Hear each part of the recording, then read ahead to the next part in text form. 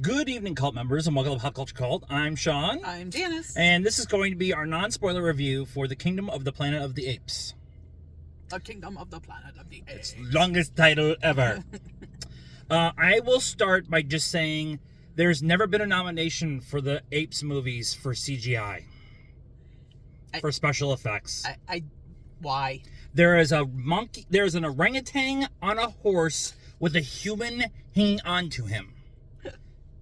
And it looks like it's all there. Yeah, multiple times. I mean, I've said this through all of the Planet of the Apes movies, that every time you watch them, you have to keep reminding yourself that they're not real. They're not real, yeah.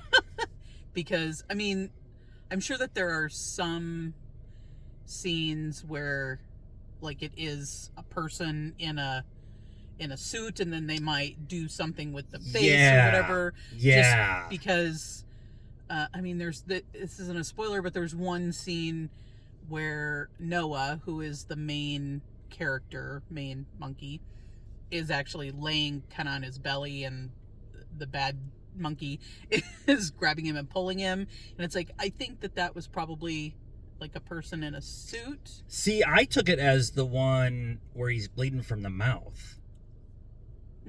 Because it actually looks like blood coming out of a mouth of a monkey. Yeah. And you're like, how did they CGI that? Yeah.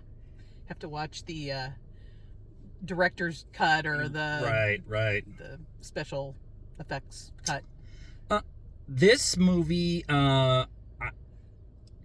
is not what I expected, but like in a good way. This is a much slower burn than a lot of the other monkey movies have been. The first of the modern ones, which was Dawn of the Planet of the Apes. Rise. Yeah, Dawn. I think it was Dawn. War, Rise. Dawn is a very slow burn, like this one is. It's very much introspective, about learning about the world and setting up things that could be in the next movie and possibly the third movie. There's no direct, like, it's a good standalone as it is movie. But they do a lot of groundwork to establish something that could be going forward. No post-credit scene to do anything. I just think it's a slower burn than everybody was expecting. Okay. I mean, I think they're all like that. They're telling a story, so it's not like, I don't know, I guess if you compare them to like the 70s Planet of the Apes, maybe because it was the time, there'd be a lot more action, a lot more, fights and whatever, and these are more kind of trying to tell a story, but also make you think about, is how apes used to live good or bad? Is how humans live now good or bad? Yeah. And then you can also put that into, just today's world. Today's world and just humanity and how humanity is. And I think this one really leaned into that. Really goes into it, because you're farther in the future than the past movies have been, and it was interesting, the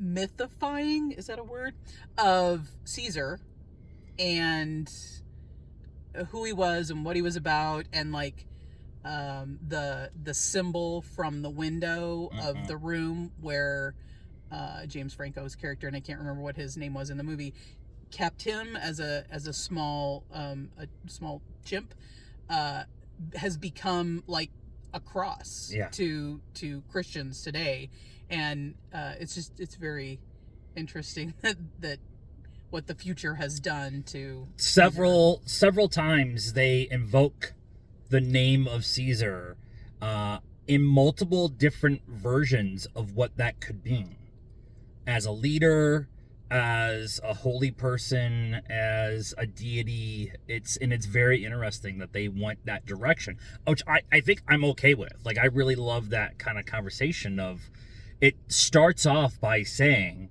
many generations later is the start of the movie. And so there's there's been time for the true meaning to get lost of what Caesar was trying to do, and how he tried to live, and also evolution. They talk about evolution a couple different times, and it was just a really kind of cool thing, and it definitely makes you question decisions by every character. I don't think there is a big bad evil leader monkey, but everyone else is very gray. Very gray. And I'm totally okay with that. And we talked about the CGI. The cinematography is amazing. The world is lived in. There's a couple of times where I'm like, I think I know where they're supposed to be, because that building kind of looks like this, but it's covered in trees. All of that CGI. It's so Caesar started in San Francisco, so it kind of ranges from outside of San Francisco all the way down to San Diego. Yeah. Just because of all they end up at the ocean. There's that was in the trailer. There's ships everywhere out, rusting away in the ocean. So that could be like the naval base. Isn't there a naval base or something in San Diego? San Diego, yeah. So there might be one up in the Pacific Northwest too, in the but they went down because they did a lot of travel. They were in LA and they were going down the coast. So, and then they end up in New Mexico. New Mexico at the very large array. This is amazing. Go see it on the biggest screen possibly can. We saw it in the Dolby pre-show early access. We got posters, and it was a full theater, which is a good sign. So score 7.75. I'm at 8. I'm at 8 right now. This might be in my top 10 when we get to the end of the season or year. Same thing. Let us know what you thought of our discussion and reaction to it in the comments down below. Please be nice. It's a requirement around here. Like this video, subscribe to the channel, hit the bell for notifications, follow us on all social media stuff, Facebook, Instagram, Twitter, and TikTok. It's free. It helps us out. Links in the description down below. And until next time, cult members, good afternoon, good evening, and good night now.